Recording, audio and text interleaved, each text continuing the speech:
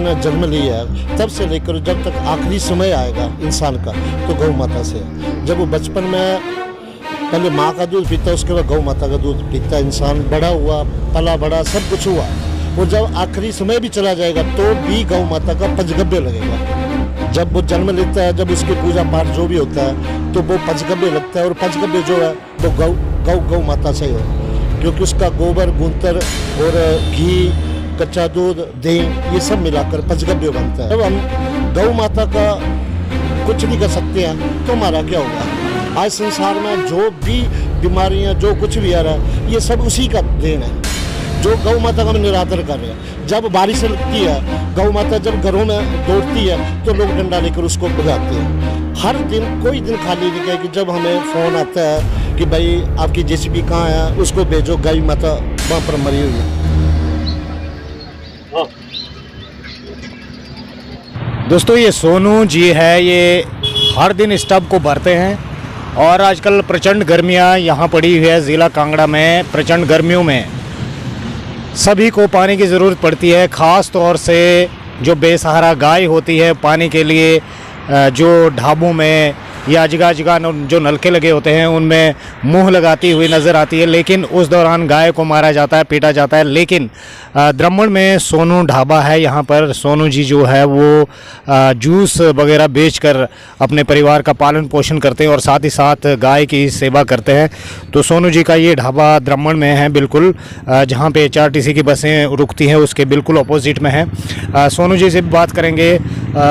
तो सोनू मनहास जी हमारे साथ है इस वक्त। सोनू भाई, ये आप पानी डालते हो, हर दिन डालते हो, कितनी दूर से पानी लाना पड़ता है और कितनी गाय हर दिन पानी पीती हैं? गाय काफ़ी पानी पीती है यहाँ पे, दो तीन बार मेरे को भरना पड़ता है टब भी। ठीक है। तो आप अपनी व्यस्तता भरी काम काज में से कैसे टाइम निकाल पाते हो? सुबह जब मैं आता हूँ तब मैं पहले पानी भरता हूँ, उसके बाद मैं सारे काम करता हूँ। ठीक है। फिर दोपहर को जब भी फ्री टाइम लगता है मैं इसको। तो ऐसे में देखो, गाय को मारते हैं लोग, भगाते हैं। आपकी दुकान में तो गन्ना भी है यहाँ पड़ा हुआ, अक्सर गन्ना मीठा होता है और मीठा खाने के चक्कर में गाय आती है, तो आप डांटते वगैरह तो नहीं है? नहीं, डांटते नहीं हम लोग, जब होता है हम लोग पा देते हैं इसको, होता है। अच्छा, ब्रेड वगैरह? हाँ जी, ब्रेड वगैरह भी डालते हैं और ये भी डाल देते हैं। आप लोगों के लिए क्या कहना चाहेंगे जो गाय की सेवा नहीं करते हैं, गाय को ऐसे लावारिस छोड़ देते हैं, बेसहारा छोड़ देते हैं? हम तो यही बोलते हैं कि सब लोगों को गौ माता की सेवा करनी चाहिए। ये प्रेरणा कहाँ से मिली सोनू भाई? ये प्रेरणा हमें बोई भाई ने दी। इन्होंने हमें टब लेके दिया और बोला इसमें पानी भरा कर, इसमें तेरा काम भी बढ़ेगा और जो भी है इनकी देना, जितनी मेरे से होता है मैं करता हूँ जी। तो अब हम जुड़ने वाले हैं, हमारे साथ समाज सेवी बॉबी शर्मा और पूर्व प्रधान क्यारी पंचायत। बॉबी जी, हिमाचल टीवी में आपका स्वागत। बॉबी शर्मा एक जाना पहचाना नाम, गौ माता की सेवा को लेकर क्या कहेंगे और आप निजी तौर पे क्या कर रहे हैं? सबसे पहले तो मैं हिमाचल टीवी का धन्यवाद करना चाहता हूँ कि जो उन्होंने ये मुहिम गौ माता के विषय में चलाई है, उसके विषय में तहे दिल से इनका धन्यवाद करूँगा।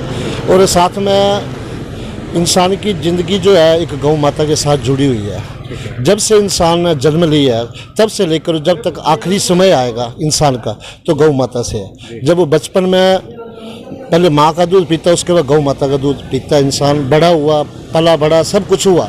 और जब आखिरी समय भी चला जाएगा तो भी गौ माता का पंचगव्य लगेगा। जब वो जन्म लेता है, जब उसकी पूजा पाठ जो भी होता है, तो वो पंचगव्य लगता है। और पंचगव्य जो है वो गौ माता से ही हो, क्योंकि उसका गोबर, गूंतर और घी, कच्चा दूध, दही, ये सब मिलाकर पंचगव्य बनता है। तो मेरा यही आग्रह रहेगा कि जब हम गौ माता का कुछ नहीं कर सकते हैं तो हमारा क्या होगा।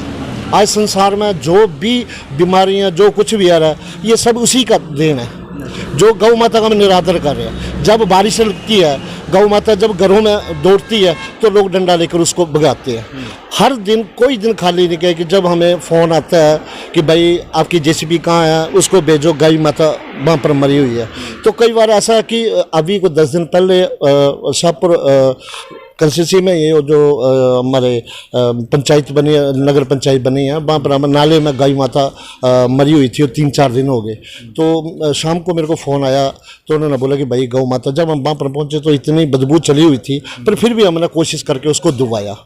और आज सुबह की बात, कल की गौ माता क्यारी पंचायत में मरी हुई थी, तो हमने 1.5 घंटा लगा उसको जाने आने के लिए, और हमने कोई पैसा नहीं लिया उनसे भी। हमने वहाँ पर जाके भी आज वो दवाई, तो उसको भी वहाँ खुद बहुत चली हुई थी। तो हमें दुख होता है कि अगर जब हम हिंदू हैं, फिर हम जो भी बात करते हैं कि हम हिंदू हैं और गौ माता के लिए हम ये करेंगे, तो लेकिन गौ माता के लिए कोई भी नहीं कर रहा है। तो मेरा सभी से आग्रह है कि जो इंसान गौ का नहीं बना वो किसी का भी नहीं बन सकता। ठीक है। और आज हम गौ माता की सेवा में करेंगे तो ये समझ लो कि सब कुछ ठीक हो जाएगा। ठीक है। नहीं तो सरकारी लेवल पे भी बहुत सारी बातें होती है गौ सदन बनाने की, या निजी तौर पर भी सदन बनाकर वहाँ पर सेवा करने की।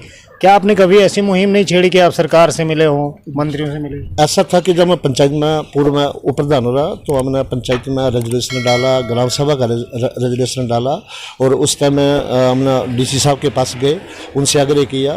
उन्होंने बोला कि वो जो हमने उनको दिया था, तो उन्होंने फिर बोला कि ऐसे माध्यम से आप उनके पास जाओ और आपको ज़मीन जो उपलब्ध कराई जाएगी। तो फिर एसडीएम साहब के पास भी गए, फिर उन्होंने सरकारी भूमि बोला, कानगो को बोला, पटवारी को बोला। हमने तो ये कहा कि हमारे को 1-2 कनाल ज़मीन मिल जाए तो हम उसमें छत वगैरह जो हम खुद बनवाएंगे और गौ माता की सेवा करेंगे। जो इतना भी होगा कि हम गौ माता की सरकार तो हम ये चाहते हैं कि हमें सरकारी भूमि उपलब्ध करवा दे, उसके बाद गौ सदन की जिम्मेवारी हम खुद लेंगे, हम इसकी सेवा करेंगे। और ये जब तक ये घर में वापस गौ माता नहीं आएगी तब तक संसार में ऐसे ही होता रहेगा। दोस्तों, बॉबी शर्मा का कहना है कि सरकारी तौर पर अगर इन्हें ज़मीन मिल जाती है तो वो सभी लोगों को एकत्रित करके, फंड एकत्रित करके गौ सदन चलाएंगे और गौ माता को घर वापसी करवाएंगे। और इनका साफ तौर पर कहना है कि जब तक गौ की घर वापसी नहीं होती है तब तक मानव कल्याण होना संभव नहीं है। बने रहिए हिमाचल टीवी के साथ, और जहाँ कहीं तक भी ये आवाज़ पहुंच रही है गाय की सेवा के लिए, किसी भी पशु पक्षी की सेवा के लिए आगे आइए। जितने आपसे हो सकता है उतनी आप सेवा करिए। आप अपने सफ़र के दौरान द्रमण से गुजरें, अगर आप HRTC की बस में आते हैं या अपने निजी वाहनों से आते हैं तो सोनू भाई के पास ज़रूर रुकें, और यहाँ पे अगर गन्ने का रस पी सके तो पिएं, और जो भी गाय आपको मिले उसे खाने के लिए कुछ ना कुछ अवश्य दें। अगर हो सके तो पानी भी पिलाते यहाँ से जाएँ तो। और बने रहिए हिमाचल टीवी के साथ, सब्सक्राइब करिए, लाइक करिए और शेयर करिए ताकि ज़्यादा से ज़्यादा लोगों तक यह जानकारी पहुंच पाए और इस सेवा भाव जागृत हो पाए। नमस्कार।